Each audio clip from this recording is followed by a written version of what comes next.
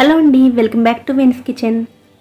నానబెట్టిన శనగలతో ఎప్పుడూ చేసుకునే బ్రేక్ఫాస్ట్లు కాకుండా కొంచెం డిఫరెంట్గా అప్పటికప్పుడు దోశలను ఎలా ప్రిపేర్ చేసుకోవచ్చో ఈరోజు వీడియోలో చూద్దామండి.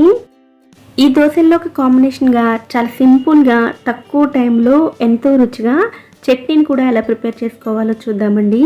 ఈ హెల్దీ బ్రేక్ఫాస్ట్ని ప్రిపేర్ చేయడం కోసం ముందుగా ఒక బౌల్లోకి 1 కప్పు వరకు శనగలను తీసుకోండి. నేను ఇక్కడ మెజర్మెంట్ కప్లోని 1/2 కప్ తోటి అన్నిటినీ కొలిచి తీసుకుంటున్నానండి. మీరు ఇంట్లో ఉండే ఏదైనా ఒకే కప్పుతో అన్నిటినీ కొలిచి తీసుకోండి. ఈ శనగలను వాటర్ తోటి బాగా క్లీన్ చేసుకుని తిరిగి వాటర్ని పోసుకోవాలి. శనగలను నానబెట్టుకునేటప్పుడే ఇందులో కొద్దిగా పసుపు వేసుకున్నట్లయితే నానిపోయిన తర్వాత శనగలు మంచి రంగులోకి వస్తాయి. ఈ శనగల్ని కనీసం 6 నుంచి 8 గంటల పాటు నానబెట్టుకోవాలండి. నేను ఇక్కడ ఓవర్ నైట్ నానబెట్టుకుంటున్నాను. రాత్రంతా నానడం వల్ల శనగలు చక్కగా నానిపోతాయి. అలాగే నానిన తర్వాత మంచి రంగులోకి కూడా వస్తాయి.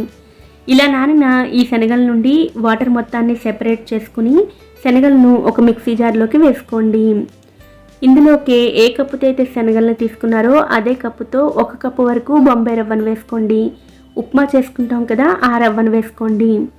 అలాగే 1 కప్పు వరకు పెరుగును కూడా వేసుకోండి. కారానికి తగినట్లుగా 2 పచ్చిమిరపకాయలు, 1/2 ఇంచు అల్లం ముక్కను కూడా వేసుకోండి. కొద్దిగా కొత్తిమీర, 1/2 స్పూన్ జీలకర్ర, రుచికి సరిపడా ఉప్పును కూడా వేసుకోండి. ఈ దోశల్లోకి కొద్దిగా ఇంగువను వేసుకోండి. ఇంగువ వేసుకుంటే రుచి చాలా బాగుంటుంది. మీకు వద్దు అనుకుంటే స్కిప్ చేయవచ్చు.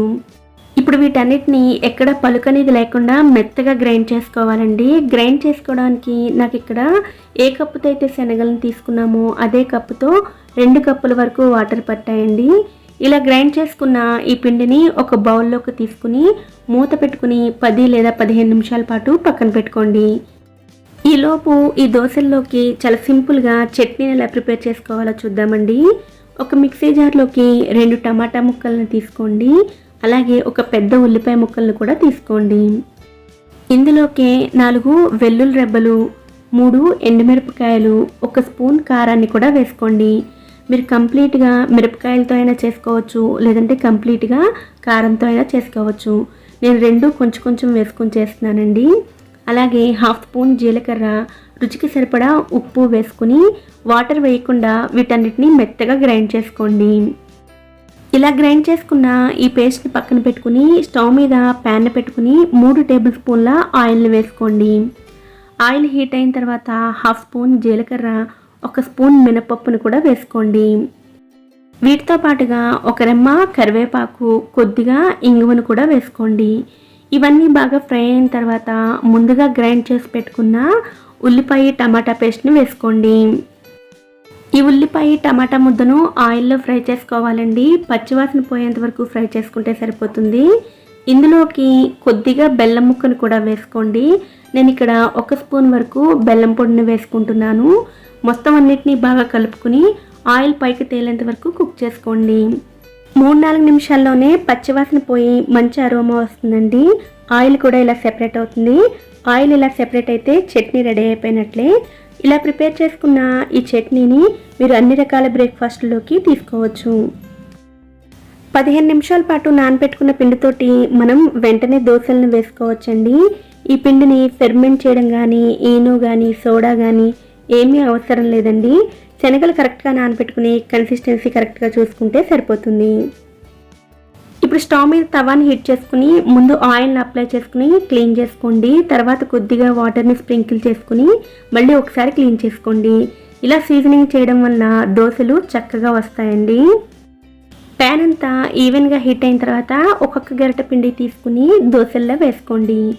ఈ దోశలను మీరు క్రిస్పీగా కావాలనుకుంటే 2 వైపులా ఫ్రై చేసి తీసుకోండి. లేదు సాఫ్ట్గా కావాలంటే ఒకవైపు ఫ్రై చేసి తీసుకోండి. ఈ దోశలను మీరు ఇలాగే ప్లెయిన్గా చట్నీతోటి తీసుకోవచ్చు, లేదంటే ఇదే దోశలపైన ఆ చట్నీని అప్లై చేసుకుని కూడా తీసుకోవచ్చు. నానబెట్టుకున్న శనగల్లో ప్రోటీన్, ఐరన్ చాలా సమృద్ధిగా దొరుకుతుందండి.